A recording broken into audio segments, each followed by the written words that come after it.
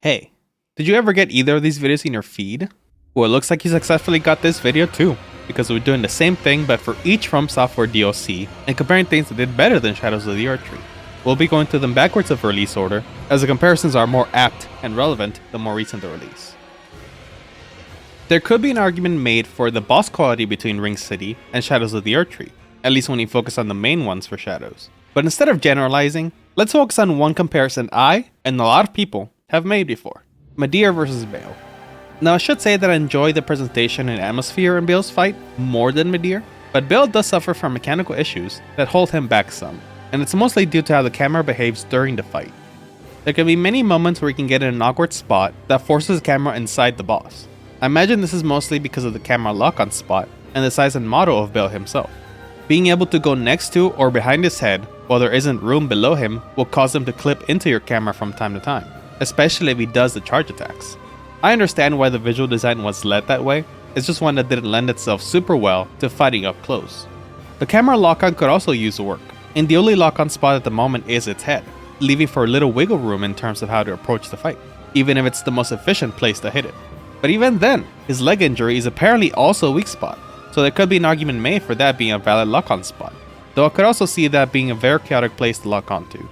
Of course, there's always the argument of playing without lock-on, but given how the game clearly encourages you to use the lock-on during one-on-one encounters, I would argue it's the kind of thing that FromSoft should have fixed ages ago. There's examples within this game itself, where the camera will do things like pull back to lower the chances by freaking out by being too close to the boss, but it's very inconsistently implemented.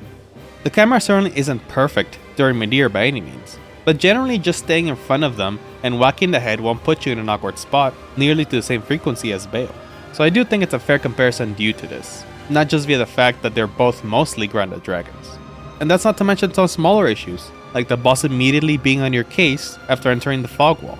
It makes things like the encouraged summon of Egon a pain in the ass.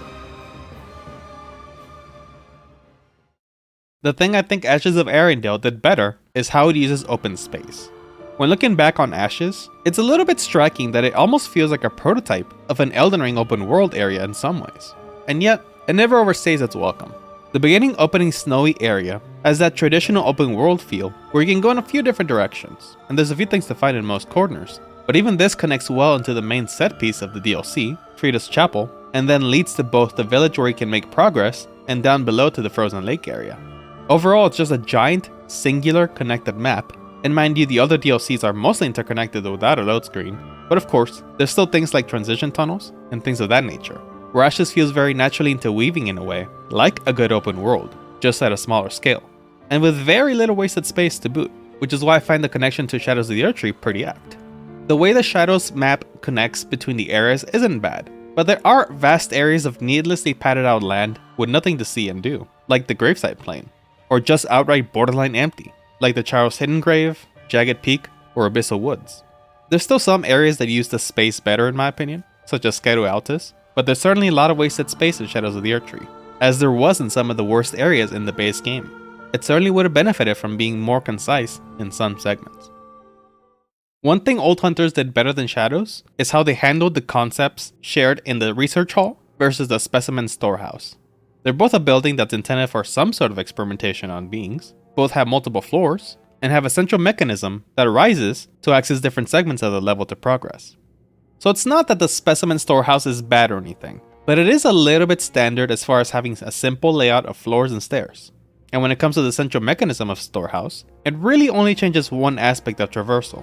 Not only that, but it actually locks you from being able to climb back up from the bottom floor, which yes, you can just warp, but it does feel a little bit sloppy. Imagine if you get invaded in the bottom floor as you're talking to Ansbach or something, and you can't make progress to Mesmer anymore. The Research Hall does have a way to get back up from the bottom, since there's that door, but admittedly it does cheat a little bit, since if you don't open the door by yourself, once you hit the lever, the door at the bottom will open on its own. But why do I think this mechanism is better still?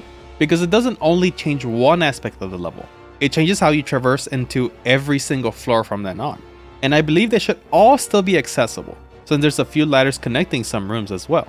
So it's low-key very impressive that they made it work as well as it does. And of course, the design of the stairway and the central mechanism is pretty interesting as well. It spirals many times around. And one more thing, the atmosphere created in Research Hall is just much more effective than whatever the specimen storehouse is trying to build. In the research hall, you do of course have patients trying to kill you and stuff, and that's how you're introduced to them. But even after exploring just a little bit, you start seeing their dire situation and pain, and how they're supposed to be cared for to the best they can, which probably is little help, but there's an attempt. Some can still talk and are begging for Lady Maria, and the ones that have attacked you have probably just gone insane.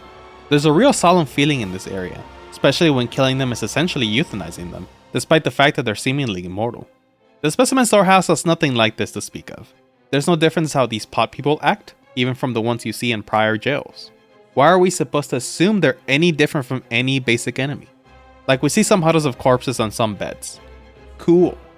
If you don't read any lore about this place, which I hadn't for this lore bit until after finishing the DLC, you would probably just assume that these pot people corpses are being experimented on by Mesmer, as that seems to be the aesthetic of the main hall of his storehouse, with the whole taxidermy theme and stuff. You would never assume that he's actually taking them as refugees from the Shaman Village massacre or whatever. And it's not like Mesmer himself has been painted as anything but a tyrant to this point, so you have no reason to assume this based on that either. Now you could argue that that's a good bit of character writing, and I'm inclined to agree, but my point is more so that the level itself doesn't do anything to carry this weight, not even with something as simple as environmental storytelling. It's basically all hidden behind item texts, which definitely feels like a crutch at times like this. They didn't even do the bare minimum to paint a picture. I didn't feel anything when going through this area, just, oh, looks cool. But it needs more than that to leave me with a lasting feeling, and it's just a little disappointing when you have such a one-to-one comparison with the research hall. In concept, I found the Leda faction fight before Dawn to be extraordinarily similar to the Ivory King boss fight. Think about it, they're both essentially two small armies fighting against each other that are directly affected by your exploration and engagements with the questlines, and they all follow one by one after one of your opponents is felled.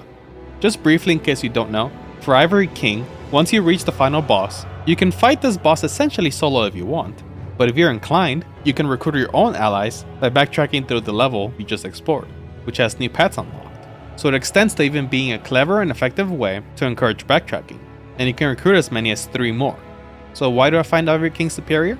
Well, I just find it executed much better. Firstly, of course, Leda's faction is just another NPC fight, and it doesn't have much unique going for it, mechanically. The Ivory King army are at least unique enemies so far, even though they're pretty similar amongst themselves. Not to mention it's a cool concept that the ones you recruit are uncorrupted versions of the army you're fighting. Mind you, I'm a lot more open to NPC fights than most people. For instance, I love main Astraea, Old Monk, and Half-Light in online play, even Mikolash. So I'm not opposed to the idea of an NPC type boss if executed well or interestingly. It's certainly better than something like the Gang Squad fight in Sunken King, but even that at least has obstacles to allow you to break them up. It feels even worse to not have anything to use as cover during the Leda fight, when you have random light discs snipe you in the back. It's kind of just Fia's champions, but harder. Secondly, you have a lot more control on who makes it to the boss fight. Once you did your first playthrough and look up how the Leda Allies questline works, sure, you can in theory have the fight formatted exactly how you want it. But in the first playthrough, as I said earlier, you entirely get to choose how the boss fight goes forward. The worst that can happen is you die once before you realize what's going on, even though it's explained to you. For Leda, there's certainly little to no telegraphing of what's going to happen, nor should there be, really. It's certainly supposed to be a surprise, even if you suspect that you'll be at odds with their faction. But it leads you to potentially have to fight a ton of NPCs at once after you literally help them, which story-wise and thematically I like, but mechanically it's a moment of shooting yourself in the foot. You're certainly not being rewarded for helping them, in this sense. And you can't change it once you reach this part of the game, so you're just stuck in this until you kill them. And lastly, kinda piggybacking off the last point, it's just an insanely difficult encounter. In a worst case scenario, you will be in a 1v5 where you can only summon a random, unrelated NPC that's most likely not as strong as Ansbach or Theolier. And again, there's no obstacles in the arena that you can use in your favor for crowd control or a brief moment of respite. Not to mention some of the NPCs like Dane are stupidly aggressive, so they rarely get off your back. So it's just a mess overall. I wouldn't be surprised if a chunk of the community doesn't like the Ivory King fight. I'm actually not sure what the consensus is, though if that's the case, I would be surprised if they liked Leda any better, other than for the music, or because you formed an attachment to the NPCs in Leda's faction that makes their opposition hit harder. Which fair enough if that's the case, can't take that away from you. It's certainly a strong moment, but for me it's just held back by how sloppy and mundanely it's handled. It has a lot of potential, but it could have used some work. One thing I think Iron King DLC did better was the really impressive use of verticality. If you've played it, you'll certainly know what I'm talking about at least. Basically, the entire DLC is a stacked tower, a few towers even, with constant cycles of traversal via dropping down, ladders, some outside segments, chain bridges, etc, etc. You do just feel like you're on a tower, descending your way to the base, slowly but surely. And then when the tower comes alive, there's elevators that come into play as well, that allow you to go back to areas you've already been before, but some new segments being accessible now. It's just a very dynamic level, with a lot of clever little ways to traverse. FromSoft has made levels with verticality integrated into them very well before, but this is a very unique feeling in the series even compared to those. There's a fair amount of verticality in the overworld segments of Shadows, but as far as legacy dungeons, it's been a bit lacking. Obviously we did already discuss Specimen Storehouse that used vertical level design, but again, even Research Hall did that better by having some of the floors be more tricky or impossible to access until you hit the lever. Outside of that, the best aspect of Shadows is when Nir Elim loops back down to Bellerad, but it didn't really have any functional purpose outside of getting items along the way. It was just kind of there. The Elden Ring base game did have some pretty good level design that implemented interesting verticality in Stormville 2, for instance. So when they're somewhat lacking, they can stick out to me. One thing Sunken King DLC did better was... one thing Artorias of the Abyss did better is... Okay, no, so I do like this DLC as well. Maybe less so than the other two. But it certainly was hard to pin down something that was more direct and valid comparison between Shadows and this one. Verticality is also a possible point. There's the elevating platforms and stuff, and then the Dragon's Roost area that was very memorable for similar reasons as the last entry, but it's certainly not anything to the degree that Iron King Broom Tower did. Perhaps the main thing I could mention, because it's one of the things that sticks out in people's minds about this DLC, is how Sin does become a foreboding presence right from the beginning of the DLC, so it builds up this expectation to meet it, almost like a rival. It's not the first time a dragon has been part of the environment in a way in Souls, but given Sin is effectively the final boss of this DLC, it does kinda hit a little harder too. Not to mention that besides Calamite, the prior encounters were also lackluster in their conclusions, as they're not a proper boss fight or encounter or anything. Not to say that they have to be a boss fight to be memorable, they obviously are anyway, but it just sticks out more with Calamite and Sin. And well, yeah, there's not any encounter like that in Shadows of the Erdtree, despite how big of an expansion it is, and how many opportunities there are for something to happen in the overworld. Even the base game has that Keel swoop down and ambush you, which is hella memorable. Imagine being able to see Bale flying way in the distance, maybe seeing his shadow go over you, or maybe just his roar or something. You wouldn't have to showcase him in the same manner as prior examples if you don't want to spoil his design or whatever, but there's ways it could have made his presence known and felt, aside from Egon screaming about him. But this could have gone for any boss. Bale is just one that comes to mind, since it's the main dragon in this one, and dragons do lend themselves to this kind of encounter. If you have anything that you think it's comparable between Sunken King and Shadows of the Erdtree, definitely let me know. I mean, that goes for all the entries, but given this one was the one that was twisting my arm a little bit, even more so. And lastly, for real this time, the one thing I think Artorias of the Abyss did better is how it expands on the story and lore of the base game of Dark Souls. It's a bit hit or miss on each DLC, whether they cover things that the fanbase really cares about, but being the first DLC FromSoft put out, they definitely greatly covered things that the community would care about. Expanding on the story and outcome of the other three of Gwyn's Knights, alongside with the plausible implication of Manus being the Furtick Pygmy, or at the very least a stand-in for it, and the entire Hollow race. And this is all things that were discussed in the base game obviously, where I can't say the same for a lot of things in Shadows of the Erdtree. The big one that stands out for me is Mesmer. As far as I know, and mind you I'm not a lore expert, but I would say I'm pretty decently informed on the majority of the lore, and I'm pretty sure he's not mentioned or foreshadowed in any real way that doesn't feel like a reach. So it was definitely an afterthought as they were trying to come up with a story for the DLC. Now yes, I understand that Mesmer is essentially America's dirty little secret, alongside her own actions in the past, so I understand the idea that she hid his existence in an attempt to essentially whitewash herself in order to be seen as a, well, more benevolent figure. There's still some clear war crimes she engaged with after her ascension, like the War on the Giants, but I still don't think this can be read as much more than something they came up with after the fact. If you need an example of a good way that someone was stricken from history, there's already a good example in Dark Souls 1 with Gwyn's Firstborn. Possibly another detail that people would have liked an expansion on in the DLC, but they could only do so much I imagine, especially back then. So in comparison, Mesmer comes across more as a retcon that wasn't necessarily planned ahead of time. They likely just wrote around the fact that he wasn't mentioned. And one last detail about Mesmer, The fact that Artorias Save the Abyss even retroactively adds a new scene to the base game with a Sith detail is also something that would have gone a long way. I mean, how many people wanted there to be some acknowledgement of Mesmer by Melina once they realized they were siblings? Huge missed opportunity if you ask me. And that's just one example. Other major aspects of the DLC that weren't hinted at, as far as I'm aware, that I feel are significant enough that they should have been, are the Lands of Shadows themselves, Baal, R'Lana, Matir, maybe Romina? I haven't looked into too much. Maybe some of the mentions of Rot in the base game could allude to her being the outer god in question. But these are all very major things that seemed unplanned. Basically, the only thing that was cleverly foreshadowed was Miquella, with even the entrance to the DLC being painfully obvious. I guess by extension, Saint Trina was also planned, since they go hand in hand, but that's about it. But even then, a good chunk of the community seemed to be disappointed by the storyline outcome of Miquella's story. There's also a lot of folks who thought Godwyn should have had a bigger emphasis, or maybe could have taken Radahn's place in some way. Those two did have a relationship that was alluded to in the base game. And yes, I'm aware of the Miquella awaits thee, O promised consort thing. I have my doubts about the forethought of that too. She could have been saying anything as last words to her half-brother.